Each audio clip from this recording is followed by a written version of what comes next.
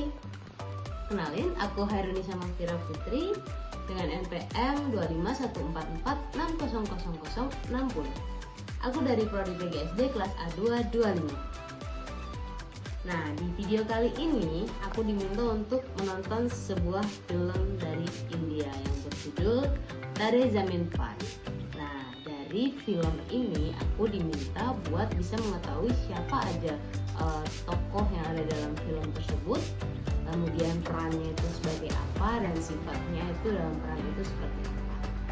Yang kedua, aku diminta untuk bisa mengetahui konsep psikologi pendidikan apa aja yang ada di dalam film tersebut dan peran sebagai siapa yang aku sukai dalam film tersebut. Yang terakhir, aku diminta untuk bisa mengetahui pembelajaran apa yang bisa aku ambil dari film tersebut. Check it out. Tokoh utama dalam film ini itu ada Ishan Nankishore Awasthi.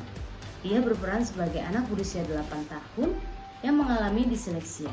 Nah, karena disleksia ini yang membuat dia itu kesulitan saat membaca, menulis, dan juga sulit fokus saat belajar. Tapi di samping itu, Ishan ini merupakan anak yang kreatif, imajinatif, sensitif, introvert, dan juga penyayang. Kemudian yang kedua itu ada Mr. Awasthi. Dia adalah ayah dari Ishan. Dia itu sosok ayah yang tegas, perfeksionis, dan juga kurang bisa memahami kebutuhan dari anaknya. Dia itu selalu menuntut nilai kepada semua anak-anaknya. Ayah Ishan ini menganggap Ishan itu sebagai anak yang malas dan bodoh, bukan sebagai anak yang berkebutuhan khusus. Selanjutnya itu ada Ibu Ishan. Ibu Ishan ini adalah sosok yang penyayang kepada semua anggota keluarganya. Dia itu penyabar, lembut, kemudian perhatian dan juga emosional. Nah, dalam film ini Ibu Ishan itu ngerasa sedih karena dia itu tidak bisa membantu kesulitan dari anaknya. Kemudian ada Yuvaraj Awasthi. Dia ini adalah kakak dari Ishan. Yuvaraj ini berperan sebagai anak yang pintar dan rajin. Nah, di sini kakak Ishan ini sebagai perpandingan antara Ishan dan juga kakaknya. Dia itu anak yang baik, teladan, patuh, yang bisa menjadi pendukung dari adiknya sendiri. Selanjutnya ada Ram Shankar Nikum. Dia sebagai sosok guru seni ya di sini, yang sabar, baik, empatik, inovatif, kreatif, dan juga penyayang. Nah, dalam film Tare Zameen Par ini, dia menjadi satu-satunya guru yang bisa menemukan bahwa Ishan ini tuh mengalami disleksia. Dia jadi sosok yang bisa memahami kesulitan Ishan dan membantunya berkembang. Yang terakhir itu ada guru-guru dari sekolah lamanya dan juga sekolah asrama. Nah, di sini mereka itu mayoritas sangat oriental dan juga kaku. Mereka itu hanya fokus kepada nilai siswa tanpa mempedulikan psikologis dari para siswa. Pada real life-nya masih banyak ya guru-guru seperti ini. Tokoh siapa yang paling aku kagumi dalam film ini yaitu Ram Shankar Nikum. Kenapa? Karena dia ini guru yang empatinya itu tinggi. Dia itu melihat bahwa masalah Ishan ini bukan karena kemalasan, tetapi karena gangguan belajar. Kemudian dia itu juga guru yang kreatif. Dia itu menggunakan permainan, seni gambar, dan juga pendekatan visual untuk membantu Ishan itu belajar. Dia juga tidak menghakimi. Dia itu melihat bakat Ishan, bukan kekurangan Ishan. Kemudian dia juga memberikan dukungan emosional yang membuat Ishan itu menjadi kembali percaya diri. Dia sebagai peran transformasional, dia yang bisa merubah hidup Ishan dari anak yang terpuruk menjadi anak yang berkembang. Berikutnya ada konsep-konsep psikologi pendidikan yang ada dalam film ini.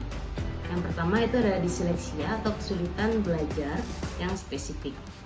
Ini adalah kondisi di mana anak itu sulit untuk membaca, menulis, dan sulit untuk menjaga fokusnya.